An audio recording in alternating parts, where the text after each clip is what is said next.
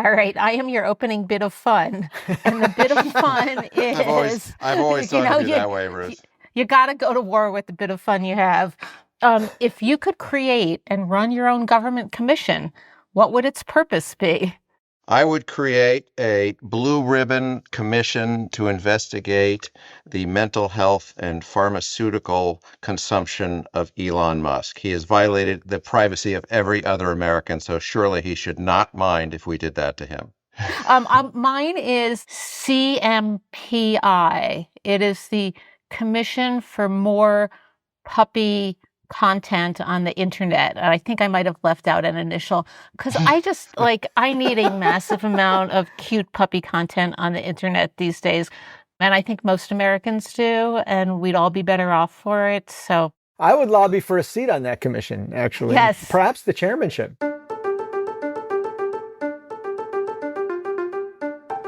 This is Impromptu from Washington Post Opinions, a show that brings you conversations about the news we can't stop thinking about, no matter how hard we try.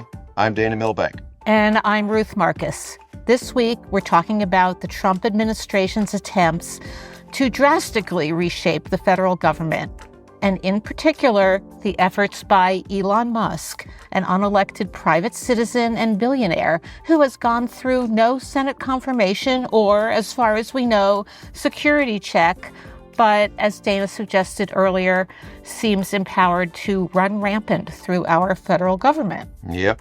Musk's fingerprints were all over last week's offer to millions of federal employees to resign by September.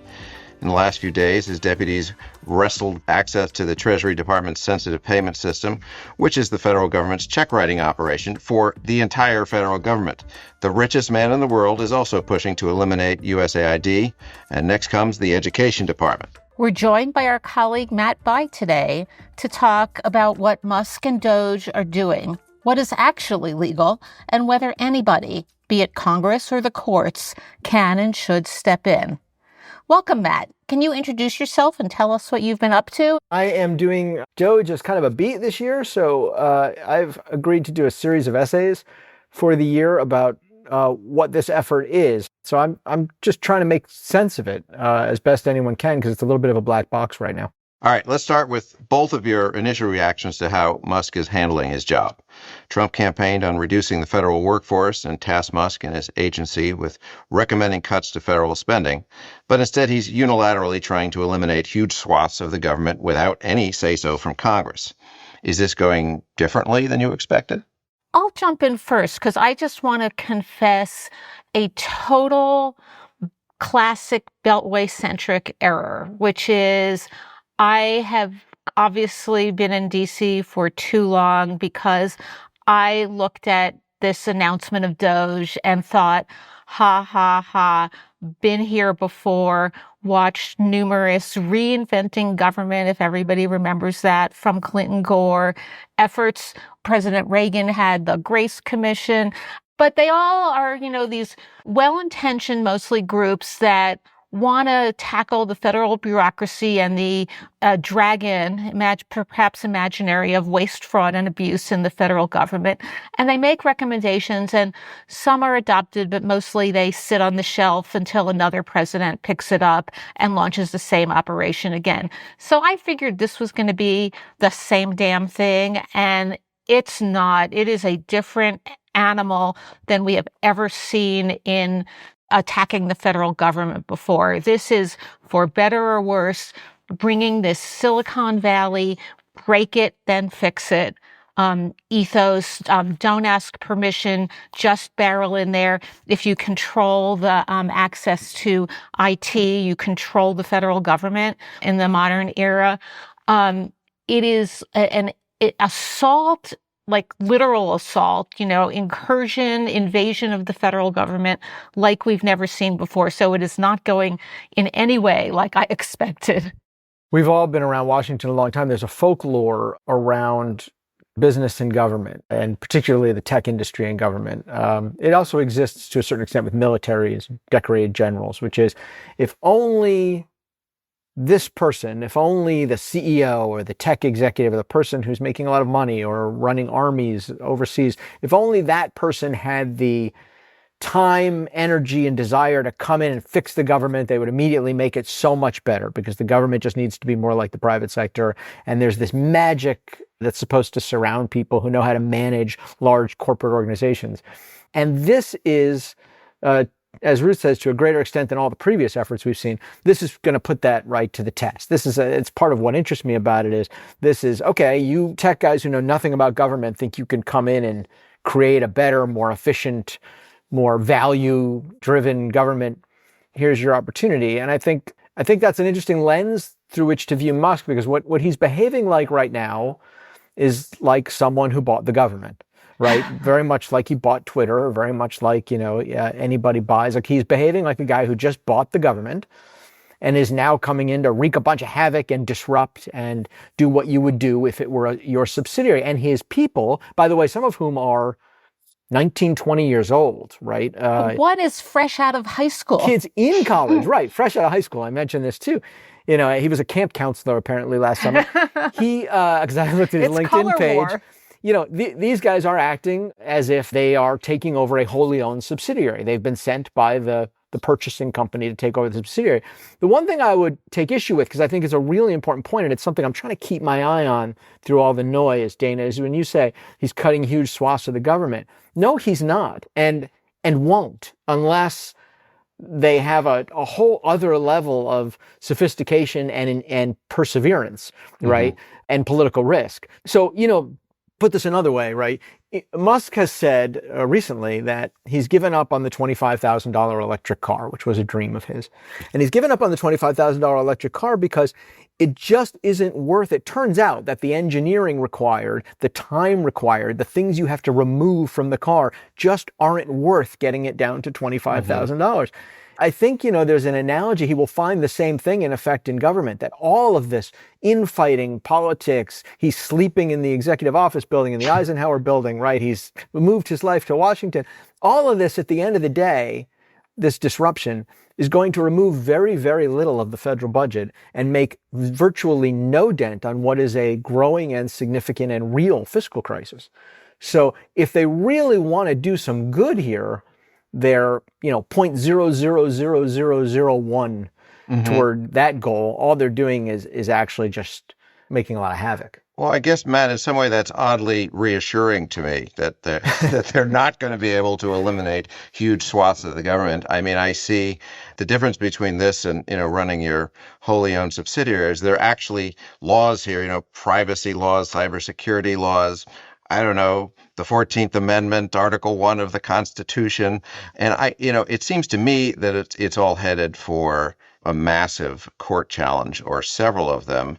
And then, if that goes their way, then they actually do get to treat it as if we just took over Twitter. I mean, I'm curious what Ruth says about this, because you're a legal expert. I'm not.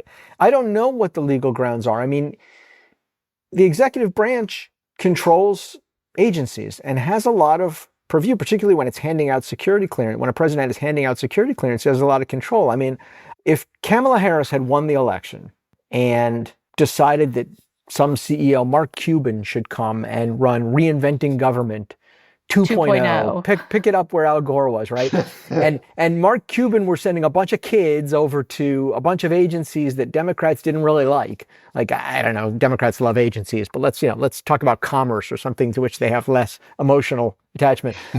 And a bunch of conservative appointees were saying, no, you cannot have access to our records. This door is locked. Sorry, I don't care that you work for the president, but these are government records and they belong with the government.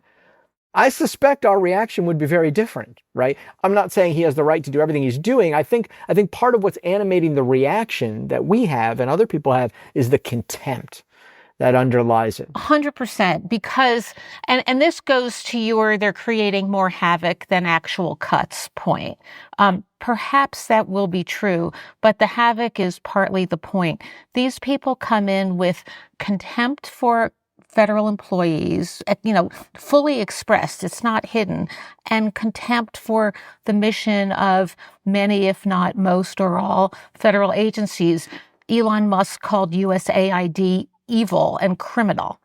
That's insane. Yeah, I don't even know what And he's talking about, actually. I would like it explained. I have no idea what he's talking about either. This is an organization that distributes humanitarian aid. That seems pretty evil to me. But to the extent that they can make life miserable for federal workers who already, many of them could make more in the private sector. They're there for the mission of the agency. To the extent that they can just purport to offer this buyout to 2 million people, and which if it was taken, first of all, I have doubts that they are authorized to do this and to spend this money. Last I checked, that was up to Congress. And there are rules about how much you can do in buyouts. But this is not the way actually anybody in the private sector, except perhaps Elon Musk, who fired half of Twitter when he took over, would deal with a workforce. You want to make your cuts strategically in the places that you want them.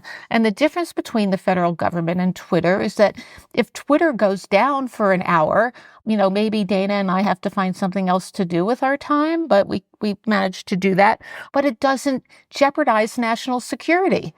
It doesn't jeopardize people's ability to get their Social Security checks. It doesn't affect, the ability to run counterterrorism operations. This is a crazy way to do federal government business. But if you have nothing but contempt for the federal government, it is the Musk way. And and it is actually, I think, the Trump way. I want to ask this question, and this is DOGE adjacent, really, because this is not a DOGE operation itself. But for the millions of federal employees and the millions more who rely on federal contracts, last week was so confusing. Is that the point? Do they just want to make things so chaotic that people want to leave or give up? Yeah, of course that's the point, and that's not just the Musk thing. I mean, that's trademark Trump, coming out with 300 executive actions, many of them meaningless, but all of them designed to keep everybody off balance, so you can't actually keep track of what's happening. But I do think, and this is similar to what you were just saying, I think much of this is being done to demoralize the workforce and drive them to quit, to retire. I mean, Russell Vogt, coming in at the Office of Management and Budget, has said as much. The purpose is to make them see federal workers that they're the enemy, to cause them trauma. And, I think that's what's going to happen, unfortunately, across the government. I mean, I don't think many people are going to be foolish enough to accept this buyout of 7 months, which they'll, the payment of which they will never actually receive. But a lot of people will just say, the hell with it. I'm done with this. And then we'll have a crisis. I don't know, say we'll discover that we don't have enough air traffic controllers, and suddenly you have the Secretary of Transportation saying, we need more government funding for air traffic controllers. So I just feel like this is going to create crisis after crisis, self-inflicted crisis, and then we're going to have to rebuild. I do think it's the point. It's notoriously difficult, as you know, to fire government employees. Not until last week. Right, but it's difficult to fire them en masse. It is much easier, and I think this is part of what Musk did at Twitter, and he's not the only one who does this. It's much easier to, as Dana says, demoralize people into leaving, particularly when, and this is where I think it's so misguided. I'm not saying the federal workforce can't be reduced. I think it can. I think it probably should. I'd reduce agencies too. So I'm not unsympathetic to the underlying mission. The problem is when you demoralize people into leaving, the people who leave first and primarily are the people who have market value in the private sector. They tend to be your experts, your institutional knowledge, your highly specialized workers. So, and I don't know if that's true at a place like Twitter. They're probably, a coder might be a coder, but in the government, the first people out the door are going to be presumably people who have chosen to serve the public, but who can very easily survive and prosper elsewhere. And there are a lot of them, and we need them. And so that doesn't make your government better. It makes it worse. I will say on the USAID thing, because we were talking about this, the thing that struck me, I don't know if it struck anyone else, because everyone's focused on Musk. I thought Marco Rubio's comments, the Secretary of State, still getting used to that.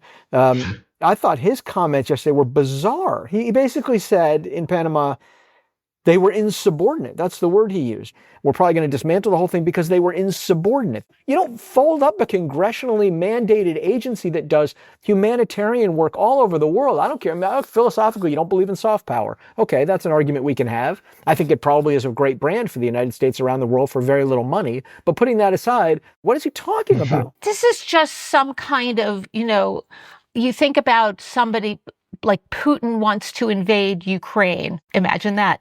And so he comes up with some excuse of something that has happened to justify the invasion. That's the same thing that's going on with USAID. They had it in for this agency, which God knows why, and then they just launched this thing. And you said two words that are really important, but that these people are not paying any attention to, which is congressionally mandated. We have a lot of congressionally mandated things. The statute about USAID says there shall be this agency. There's a totally legitimate argument for folding it into the State Department and aligning it more closely with the mission of the State Department, but there's a process for doing that. These are people who don't follow process. Congressionally mandated. There is a civil service law that says you cannot fire people unless law, by the way, not regulation, law. That you can't fire people without going through processes of giving them warnings. You can fire them at Twitter, but you can't fire them at the civil service without going through these processes. But we are dealing for the first time that I can recall with people who say law schma, process schmacess. We are going to do it, and you can go to the Merit Systems Protection Board, and in several years, they will give you back pay and maybe reinstate you. And by the way, that back pay is not going to come out of Elon Musk's pocket or anybody else's. It's going to come out of the pocket of the U.S. Treasury. And meanwhile, we will have accomplished our goals. Well, we're going to see how effective law is in the face of this kind of mass decision to ignore law. How will we see, Ruth? I mean, what to you, because you're surveying the legal landscape, I presume, I'm not putting you on the spot, but who brings the most power to the courtroom? Who's going to challenge some of these actions? Is there a serious legal fight shaping up right now?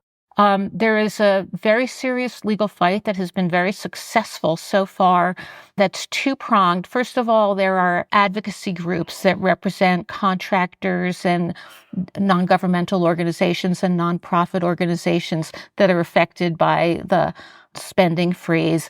That's one set of entities that can bring challenges.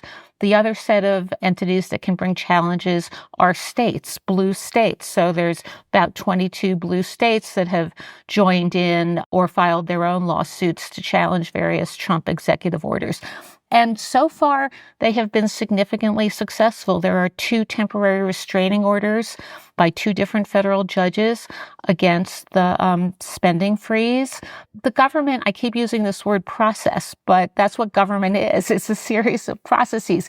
You can't just say, we're not giving you money. You have to go through various processes under, my favorite, the Administrative Procedure Act. And there's all sorts of hurdles to go through. And when you start ignoring those hurdles, federal judges, at least some of them, tend to get really annoyed with you. Yeah. So we're going to see a lot of litigation about that. I think it's going to be particularly effective, perhaps until we get to the Supreme Court, in this area of impoundment, which is not just federal grants that executive branch agencies decide to dole out, but money that Congress has appropriated. When you start to interfere with the congressional spending power, then you are really having a big constitutional problem. Where I think the legal system, and then I'll stop talking, is going to prove itself unavailing is to deal with the individual mass firings, because I don't see the mechanism for either bringing some kind of class action type of suit, I could be wrong, or for getting injunctive relief to stop them from doing these firings. I think the way the system is set up is to deal with individualized cases. That's a very slow, cumbersome, and as I was suggesting before, ineffective process.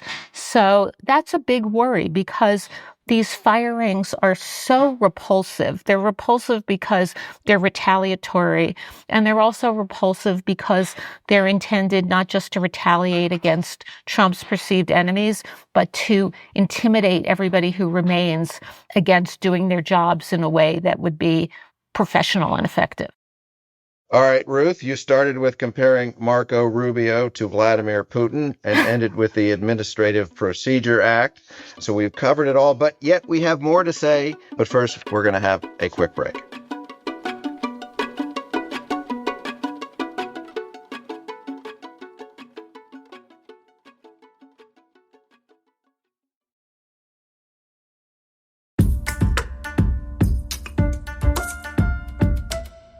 Welcome back to Administrative Law with Ruth Marcus. And I'm here with Dana Milbank and Matt Bai to talk about Elon Musk and DOGE.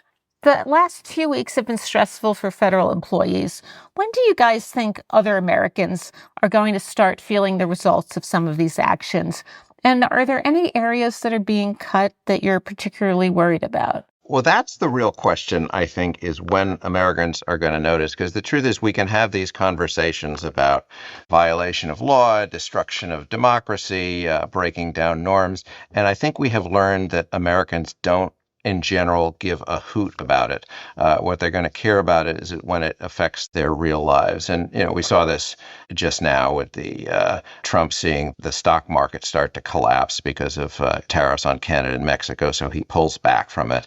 But as I was saying earlier, where Americans will notice is when they've depleted an agency or they've gotten rid of enough federal workers that things break down and they're not getting their government benefits. I do think that it's going to come to a head in the courts, as we were just discussing. But I think even before that, the government needs to be funded again in mid-March or it shuts down. And it looks like Republicans are going to need Democratic support for that. And they're making this the condition. You've got to rescind all this crap that Elon Musk has been doing, or we're not helping you out. So that'll be the showdown in, 6 weeks from now. And if Democrats walk away from that, the Republicans on their own will probably shut down the government because they don't have the votes to keep it open. And that's when Americans will start recognizing that all of our talk about administrative procedures and all that is going to really have a big impact on their lives. Well, obviously, most Americans are reading the Administrative Procedure Act as we are nightly and getting. It's good for your sleep. Yeah, I should try that actually. Yeah, I think what you said is right, Dana. It's it isn't thus far impacting Americans. And I think we have to be honest about this. This is one of the places where we really can get in a bubble. And I know just in my own daily life, it is important to remember that really Americans could not care less about the federal workforce, about, the people being wronged in Washington, people who've had jobs for 30 or 40 years. I mean, if Elon Musk and Trump and others had just sort of basic respect for the notion of public service, for the choices people have made, for the dignity and respect that they are due for having taken their expertise and used them for the good of the public, they would do this in a very different way. But of course they don't. They sort of, they feel that bureaucrats and the workforce is kind of like vermin. And I think, unfortunately, a lot of Americans, even if they don't agree with that, don't really care, because they don't live in places where everybody or anybody works in a federal bureaucracy. And I actually think the fear that Democrats have, if they're being honest right now, if they could be honest, is not that this is going to destroy services for people and ruin the government. It's that people aren't going to notice and aren't going to care. Because at least to this point, most of the programs, obviously, if you're talking about Social Security payments or Medicare payments, very different thing, right? But maybe Trump is smart enough to avoid that. And frankly, when you're cutting out things like AID and foreign aid, you could be doing an enormous amount of damage. People will suffer around the world. The American brand will suffer around the world. But Americans may not notice. And so they might actually like it. They might. And you have to view all of this always in the context of America first, right? That Trump's idea is to pull back from empire, to pull back from global leadership, to worry only about our borders, only about our people, and what's more, only about the people who deserve to be here, who are generally white people, right, or American-born people, right? He's not that interested in the success story of immigrants, although he is descended from one. So I think, unfortunately, that's where the damage really is right now, is not so much that Americans will feel it, but that around the world, American leadership, which was already shaky and called into question during the first Trump administration, is now presumed to be a relic of the 20th century. We have ended the American century, and we have done it in a matter of weeks. And I tend to agree with that. I think these folks are smart enough to recognize that the risk of people rebelling against government cuts comes when their Social Security checks don't turn up in their bank accounts, and pretty much only then. And they're not going to let that happen. I think that if I were the Trump administration, I would not worry so much about the American public rebelling against my cuts. I would think about the American public rebelling against the impact of my tariffs when their price of everything goes up. When I was promised as a voter that it would go down. That's where I think they're much more vulnerable. Yeah, I think that's right. I've been hearing a lot of criticism of Democrats. They should be doing more. I don't know whether it's lawsuits or legislation. I think it's kind of BS because they don't actually have any power. And the question is not what are the Democrats going to do, but are Republicans ever going to grow a spine? I think we know the answer to that. Yeah, and say, clearly from the nominations, but are they ever going to say, actually, we exist to have the power of the purse, and will they actually do something about it? I wouldn't bet any money that they would, but that's the question. We are learning the answer to that question as we speak. Senator Cassidy has just voted to send RFK's nomination to the floor. So because of course he did. The spine is not detectable on the MRI, the CAT scan, or the X-ray. It is really interesting because traditionally, right, this is where party loyalties would break down in Washington, is on the issue of congressional prerogative, right? You can do whatever you want. I'll try to go along with the party until, you're usurping the power of Congress. Now we have a whole lot of congressmen and senators on the Republican side who don't like their own institution, right? Much like the president and the federal bureaucracy, right? They like their seat in the institution more than they like the power of the institution. Both things are true, I think. All right. We don't see that. We don't see a lot of people standing up as they would in, 30 years ago, you would have had all these parliamentary experts saying, like in the Mitch McConnell mold, saying, hey, I'm a good Republican, but this is congressional turf and that comes first. I don't think you're going to see that now. Yes, we're all going to be saved by Mitch McConnell. I think we need to wrap it up now, though we could keep going, as you guys can tell. Thank you, Matt and Dana, for this impromptu conversation. Thanks, Ruth. Happy to do it. Come back, Matt. Good to see you guys. I got to go get my Administrative Procedures Act and pick up where I left off.